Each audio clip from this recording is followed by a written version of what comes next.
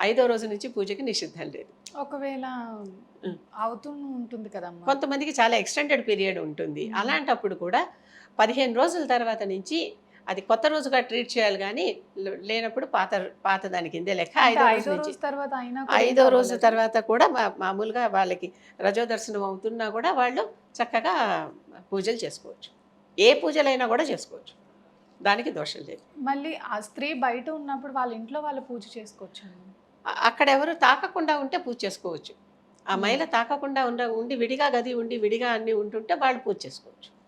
అంతే. లేదు ఒకే గదిలో ఉంటే ఒకే మాత్రం గదిలోనే ఉంటే ఆహ్, వీ అక్కడ స్పర్శ లేనంత సేపు చేసుకోవచ్చు. తాకుతూ ఉంటే చేసుకోవడానికి అవ్వదు.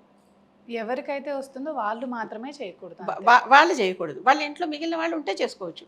భర్త చేయొచ్చు, పిల్లలు చేయొచ్చు, తల్లిదండ్రులు ఉంటే వాళ్ళు చేయొచ్చు, అన్నదమ్ములు, అక్క చెల్లెళ్ళు ఉంటే వాళ్ళు చేయొచ్చు, ఎవరైనా చేయొచ్చు. అంటే మరి ఇప్పుడు ఇవి దేవుడి దగ్గర సామాన్లు అవి కడిగిస్తూ ఉంటారు కదా! ఆ! స్త్రీలేస్తారు పూజ చేస్తే. మగవాళ్ళు పూజ చేస్తే ఆడవాళ్ళు శుద్ధి చేసేస్తూ ఉంటారు. ఆ మరి అలా 3 రోజులు వాళ్ళు అనర్హులు. 4 రోజులు. అవి కూడా ఆ తాకరాదు. 4 రోజులు అసలు ఈ పూజా కార్యక్రమాలకే వాళ్ళు పనికిరారు. దానికి మాత్రం సెలవు.